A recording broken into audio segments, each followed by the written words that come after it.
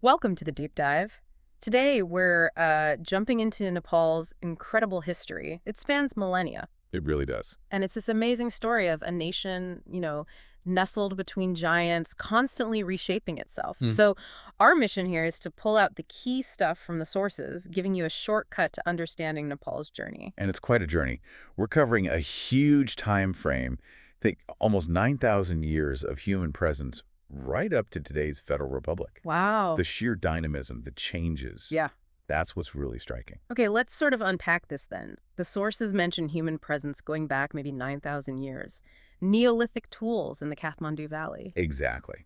And the first settlers, we think, were Tibeto-Burman peoples. Right. Then later, around 1500 BCE, you see Indo-Aryans arriving. So quite early on, there are established societies. Absolutely. Yeah. You've got the Kirati dynasty, maybe around 800 BCE. That's early state building right there. Okay. And then the Lichavi dynasty from about 400 to 750 CE. Now, that is often called a golden age. The Golden Age. Why is that? Well, huge cultural and political development, really sophisticated stuff for the time. It kind of set a benchmark.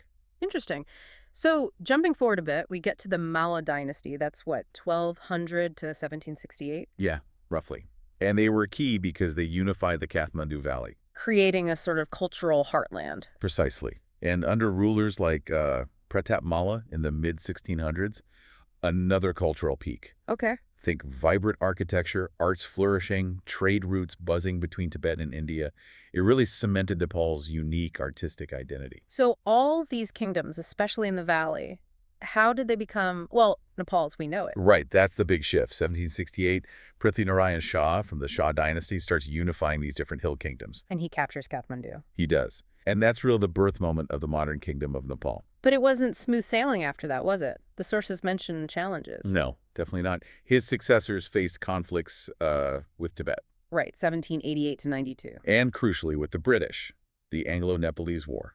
1814 to 1860, and that sounds serious. It was. And it led to the Treaty of Sugali. This is what defined Nepal's borders as we largely see them today. Which is pretty amazing, staying independent like that during the colonial era. It really is.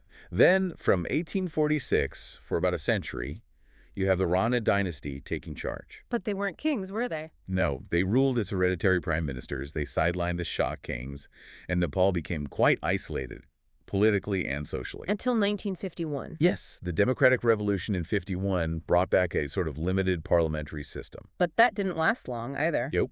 King Mahendra's coup in 1960 brought in the panchayat system. Ah, the partyless system. Exactly, aimed at centralizing power with the monarchy. That lasted until 1990. With the People's Movement. Right, which brought back constitutional monarchy. But then Yeah. the Maoist insurgency started in 96. A full-blown civil war, really. Yeah, lasting until 2006. It ended with a peace accord and, well, massive changes. The monarchy was abolished. In 2008, yes, Nepal became a federal democratic republic.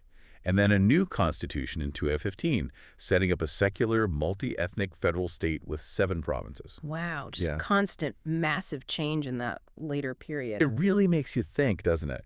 How does a society handle such huge, rapid political shifts? So looking back at everything, it's an incredible story. Ancient roots, golden ages like the Lichavi and Malla periods, and the unification, the border struggles, and this whirlwind of modern change leading to a republic. It highlights incredible resilience. Definitely. A continuous process of kind of redefining itself. So maybe something for you listening to think about. What really stands out to you from Nepal's journey?